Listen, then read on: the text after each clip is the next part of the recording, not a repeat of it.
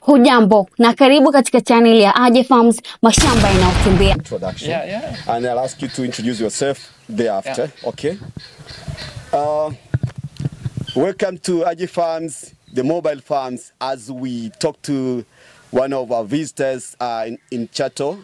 He'll be telling us where he's from, what is his name. But my name is Dr. Ibrahim Dashiru.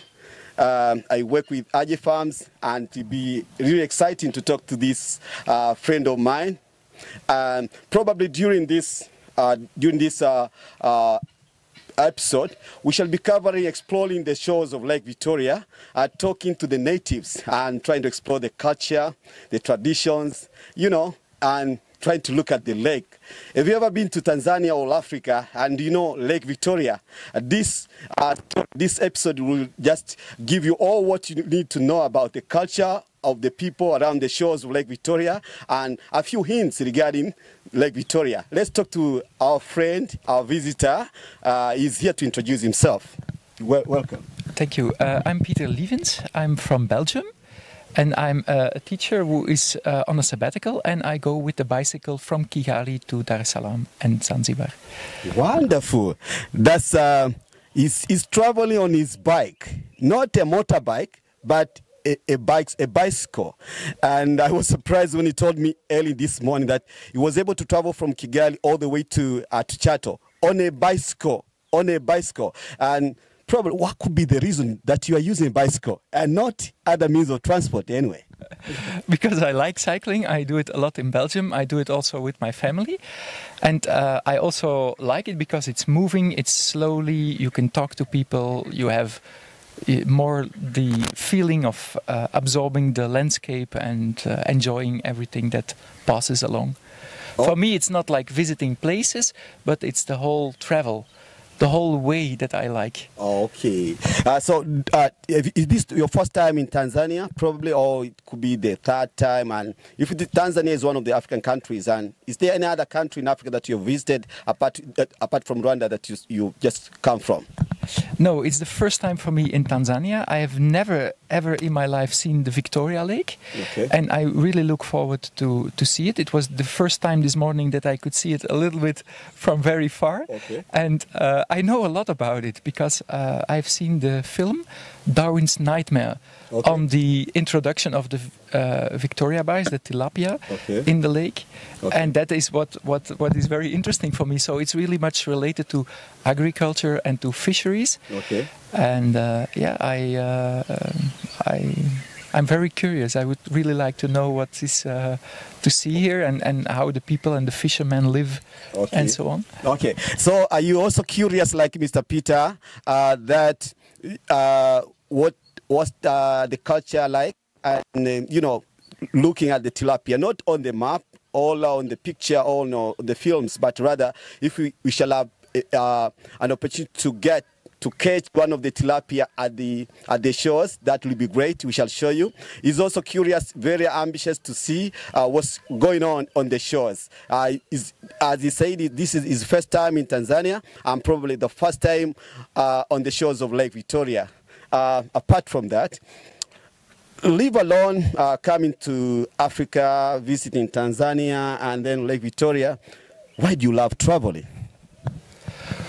I don't know. I love traveling because you learn a lot, because you open your mind for new ideas, and also it's a way to maybe relate to yourself as a person. Okay. I think if you have a job that is very demanding, especially as a teacher, okay. You give a lot to other people, and I think traveling also allows you to receive information, to receive love, to receive ideas, to receive also attention that you can give to yourself or to people that deserve it. Okay. Part of the question, as I've asked him earlier on, is how many countries in Africa have you visited so far? I was a few times in South Africa for my work, and also one time in Morocco for my job. Okay. So it seems like, is it the third country in Africa that you're visiting? It will be the fourth country. So Morocco, South Africa, Rwanda, and now Tanzania. Tanzania. Foreigner list. Have you ever been to Africa? He has been to Morocco, as South Africa, Rwanda, and Tanzania this time. Let's go to the shores of Lake Victoria, and let's not waste much of your time, and we shall show you exactly what's happening. What about the fishermen, their traditions, the culture, and everything that you need to know. Keep watching, and if probably this is your first time watching videos from our channel, kindly subscribe, like, and share the videos so that we share the word to change the world, as he said. Because without speaking like this, without traveling like this, you won't learn. By traveling, you learn a lot. Let's go and learn, buddies. Okay. At the end of the day, we will be coming to exactly the same station after we move around to surrounding communities on the Lake Victoria, on the shores of Lake Victoria, and then we shall be coming here to have an overview of what we have seen, and we shall talk more about this place. We have birds, ornamental birds here, and we have accommodation for visitors coming to Tanzania and probably Chato who will not like to stay in hotels and rather like to have a free life, another home away from home, like staying here. Do you know the Airbnb? This could be your place. When you come to Chato, you could just come and visit and stay right here with your maximum freedom. But before we jump into that at the end of this session, let's continue moving around, exploring, and doing the expedition along the shores of Lake Victoria. Come with me, come with Peter, and behind the camera is Juma.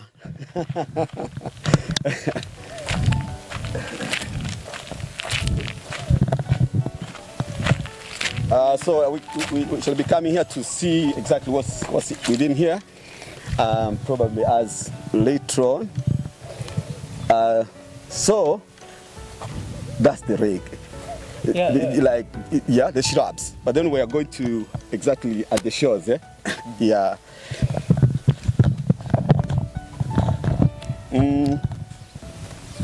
I would like to know a little bit more about the project. You said that you would like also some kind of bed and breakfast? Like Airbnb? Airbnb. We're planning to do the Airbnb right here. Yeah. Yeah, that's the plan. When we established this, that was a big plan. That people come here and won't like to stay in hotels. We like to have like another home away from home. Yeah. So we are establishing an apartment here where people will just be coming here and probably get bed and breakfast. That's our plan. Yeah. Our major plan. And probably you coming here, you're going to be an ambassador. I'm thinking about a possibility. Okay. Because there is sometimes young people who would like to stay for like 6 months or for a year. Okay. To do a project and to learn about culture and to learn about agriculture. Okay.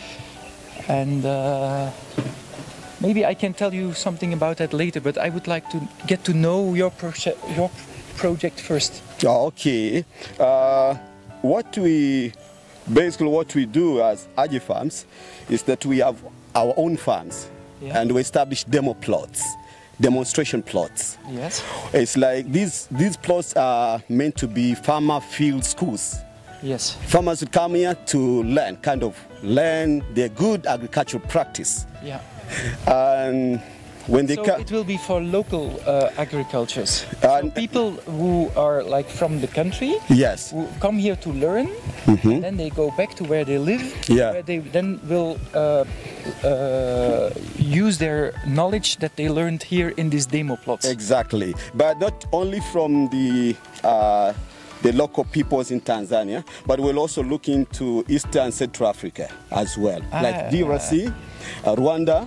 No, so Rwanda, yes, Uganda, because we kind of share the same language. The same language, also same culture, almost the same culture, same climate. Things are kind of related. So we expect to, as of now, we have social groups like WhatsApp, where we already connected with the farmers from Rwanda, DRC, and other countries like Burundi, Zambia. So these will be coming here to kind of learn exactly practically on the farm. And why do you think it could be good that they come to learn it here and not anywhere else? That's a very good question. That the problem with our secular education is that it's too much theoretical. Yeah, and we would like to see the like whoever graduates, whoever has learned, must have a practical touch of what he has learned. We have seen so many graduates from the universities probably with degrees, but yet when they go to the fields, they don't deliver. So our project is meant to equip the learners with the practical know-how. Okay, I understand. And I think it's really important to have the practical knowledge, yeah, but also to have a community where you can, over the borders of these different countries, have a community of practice, and that they not only share these ideas on agriculture, but maybe also on like how to improve society and how to deal with waste, for example, or how to deal with climate change, or how to deal with social cohesion in society. Oh, yeah, sure. As you said, by having one center of excellence for provision of agricultural education, we still go beyond the borders. Like, as you said, market aggregate. You see, discussing our addressing the issue of climate change and other related issues when it comes to agriculture. So by just saying, okay, Tanzanians, we are teaching only Tanzanians, it's like we are kind of minimizing like looking down at the problem. Yes. Problem of food security, climate change, and stuff like that. Kind of global, isn't it? Yeah. So we want a more of central regional cooperation with other farmers. Yes, that's the philosophy behind why we need to establish this project. I see. Yeah. Yeah. I think it's a very good idea. A good idea? Yeah, absolutely. Going back to the Airbnb. So you saw the other quarters where you slept. Yeah. That's meant to accommodate maybe probably students who are coming to learn on the farms, maybe probably with low income, who are not like to stay in hotels. Yes. But with the Airbnb, then we shall be looking at a middle class, someone who is not going to maybe stay in quarters, or rather need a freedom kind of life. Mm-hmm. Then we want to establish the Airbnb. Not only this one, but we are also looking to cooperate with the other colleagues in the community, so that when these people come, number one, they need where to sleep, yeah, what to eat. Mm-hmm. So these are issues these are the things that we are addressing in the background. Yes, yes. Mm-hmm. So you have many ideas in the same project. Yeah, many ideas, but the key issue is the provide education to the farmers. Mm-hmm. And then how do you provide it? Then we have some other strategies behind the scenes, like where will these the so-called learners or students who come on our farms, will they stay? What will they eat, and how to operate this? Now we have some other strategies to support our main idea. Mm-hmm. Yeah, yes. Yeah, I understand. Mm-hmm. And how will you get the funding for these students that come from the neighboring countries to study here for agriculture? Because you will need to provide food and also accommodation for them, and mostly they might be from a poor background, so it could be difficult to get funding for this. That's a great question, but what we think of is their contribution. They have to contribute, and probably it could be a low contribution, the minimum possible, but they'll do it. We don't have to look for funding, because funding comes along as you show what you're already doing. Yeah. Okay, we shall invite whoever wants to help, but we want people to see that they need to help themselves first and foremost, rather than looking for funds or some kind of help. That is that is probably not possible if you are not doing anything on the ground. If you are doing something on the ground and you show that you need some help, you have already shown your efforts. Then that's like, you say that it's more like step by step. Step by step. So people show that it works, and then you will make it grow by searching for funding. Yeah. That's the idea. Yeah. Because there is also like funding possibilities through the United Nations. Okay. For example, you have this Man and Biosphere scheme that is quite recently developed, and maybe also the European Union or some other more like institutional partners could play a role in this development of your project. You're very right. And of 2019, we had a grant. You had a grant? We had a grant from the Melinda Gates Foundation. Oh, from the Melinda Gates Yes, Foundation. yeah. So that supported us on propagation of banana seedlings that were sold on a subsidy to smallholder farmers. So that's one of the great achievements that we've made, because we've been able to kind of escalate what we are already doing.